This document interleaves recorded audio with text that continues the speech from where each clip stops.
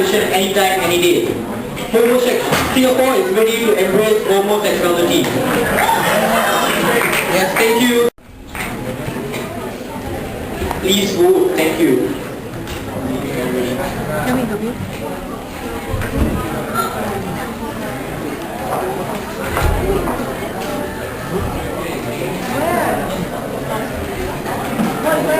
Okay, now LOM will be taking the floor. Thank you. Hold on. Our team agrees that Singapore is ready to embrace homosexuality. As you all know, Singapore is a small dot on the map. So we live in a multiracial, multicultural society. Thus, inevitability, differences will exist among all the other cultures. So what we only plead for is mutual respect and not for condemnation. Furthermore, a survey done by Singapore Polytechnic recently from 800 individuals aged between 15 to 29 on what their opinions of homosexuality in Singapore is. The results come out that more than half favor that they find it comfortable and they agree that Singapore is ready to embrace homosexuality. Secondly, for one of our forefathers, Mr. Lee Kuan Yew, who is our current Mr. Mentor, he questioned the country's long-term ban of gay sex, saying that the government should not act as moral police. And also, a statement that he said that even though we disagree, we need to respect the humanity.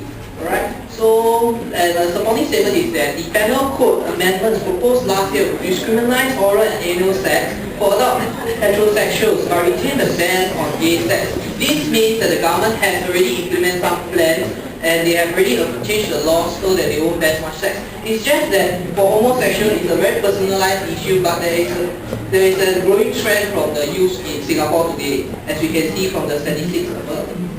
And the meaning of homosexuality is that the same gender has has feelings for the same gender. That means a guy loves a guy and a girl loves a girl.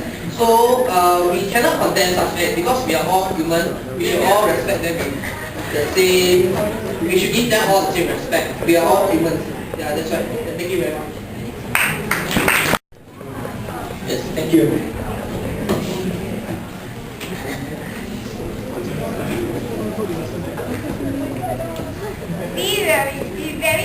Very, our dear proposition has come out today to give us a misleading view of the acceptance of homosexuality. One that is not only irrelevant, but something that should be instantly dismissed. Now, they've been talking about moral here and there, but hello, we're here to discuss if Singapore is ready to embrace homosexuality and not to disapprove or approve. So now, the motion before us requires the proposition to establish that A, by the definition ready, the position has changed from before and is unlikely to revert. And secondly, at current level, Singaporeans are ready to use homosexual as an equal being without the slightest discrimination, whether expressed or not. Here I'm talking about expression. So, of the 3 minutes into my proposition 6 minutes, might I implore the audience that to consider that they have established neither of such. Thus, can we really say that can we really rely on them to establish their case? Obviously not, because I am not convinced that Singapore is ready to accept and embrace the reality that guys are marrying guys. So today I will establish the concept of homosexuality has never been accepted in Singapore, and my second speaker will prove that the status quo has not been changing. Holistically, we will show that Singaporeans are not ready to embrace homosexuality. Now, let us examine the social structure of Singapore. Well, we do not dispute the fact that there is an uprise of liberal minority. A good size of population falls into the category of just the opposite, which is the conservative majority. Now let's ask ourselves, are the conservative majority ready to accept homosexuality as a whole? I put across you not. So, are we exactly, what exactly are the viewpoints that shape the views of conservative majority? Perhaps the answer can be found in a research article that is done by the Times magazine in 2001, entitled Conservative Majority versus Liberal Minority. Entitled also The Changing Face of Singapore. In the survey conducted, 92% agreed that convention was an influence over the point of view, and 83% agreed that traditional views shaped their point of view. 76% agreed that moral integrity shaped their point of view, and 62% agreed that religion shaped their point of view. So now, ladies and gentlemen, a large percentage of people's perception are determined by these factors. It is imperative to note that these factors portray in a negative light. Our parents teach us not to be homosexual. Our teachers use heterosexual principles to illustrate the theory of magnetism. And even our religious leaders do not accept homosexuality. So over the long run, ladies and gentlemen, this culture has imbued itself in our views of homosexuality. That being so, Singapore was never ready to accept homosexuality. So now, today, ladies and gentlemen, having shown that homosexuality was not part of Singapore's culture, hence, it is clear that the motion inclines itself towards this side of the house. My second speaker will affirm this inclination to a greater degree. Thank you. Survey for 800 people. Through their research, more than half of the youngsters over there, the age of them is from 19 to 28. Most of them, or even more than half of them, up to 70+% of them, agree that they are being neutral to homosexuality.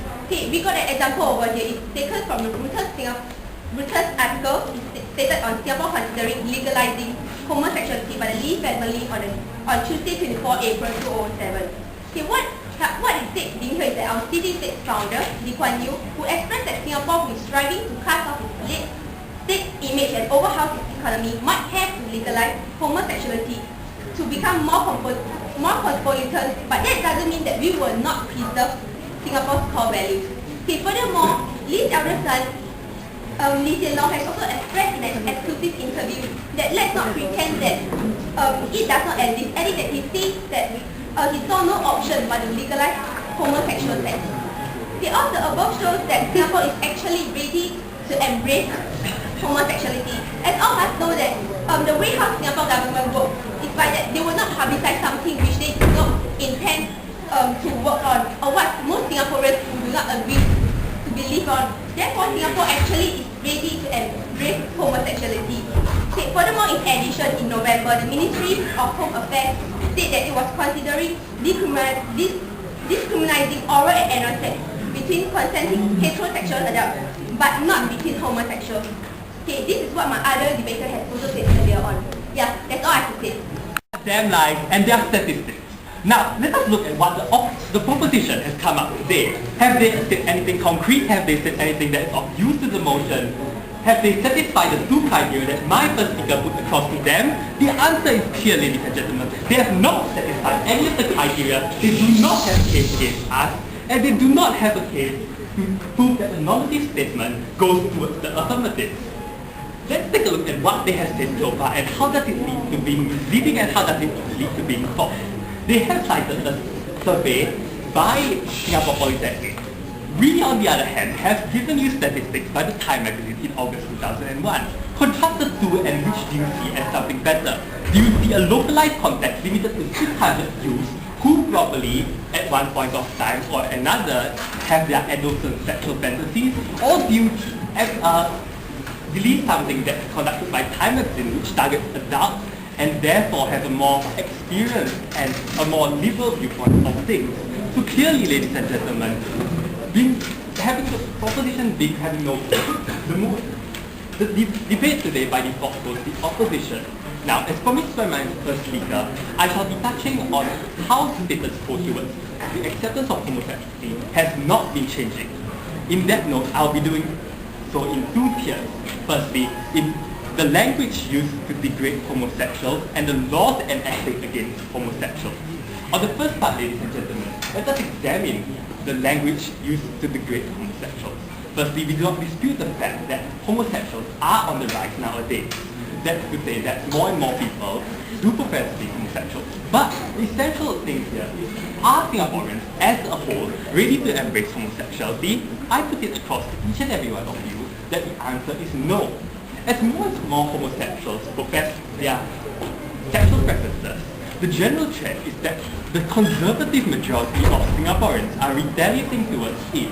In recent times, trends have been developed against homosexuals. For example, terms such as PLUs, Master and DCs. All of these are new and developed in response to the rising emergence of homosexuality. So ladies and gentlemen, we see from the culture market against homosexuality that society was never ready to accept homosexuals. On the second tier, I thought there's a legal incrimination of legal implications of being homosexual. Now, there are two particular laws I would like to point attention to. The first being Section 377 of the Penal Code, which prohibits homosexuality, and Section Category 302 of the Singapore Armed Forces Act, which separates homosexuals from heterosexuals in the military, thus creating effective discrimination between homosexuals and not. And ladies and gentlemen, let us ask ourselves, why are these laws enacted in the first place? Because they are there to reflect the wants and the needs of society. So what if the Lee family says that homosexuality should be gaining more and more recognition? That's not the way laws work in Singapore. The way laws work in Singapore is that if I want to enact a law removing Section 377 or Category 302, I speak to my Member of Parliament, and if I can get enough report, thank you.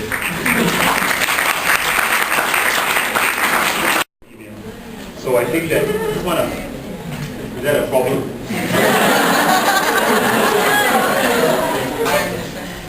I just want to talk very quickly. I think the LOM team, which was the proposition, focused a little bit too much on the whole issue of decriminalization versus embracing. I think it's high time we decriminalize homosexuality, but is the country ready to actually embrace it? That's something that was not really addressed from the proposition's point of view. The marketing first speaker was very strong, very solid. I think it's one of the strongest speakers I've seen so far. They built up their point very solidly. They used good statistics, they used good facts, they brought in social, cultural issues that I think prove their case very, very strongly. So I think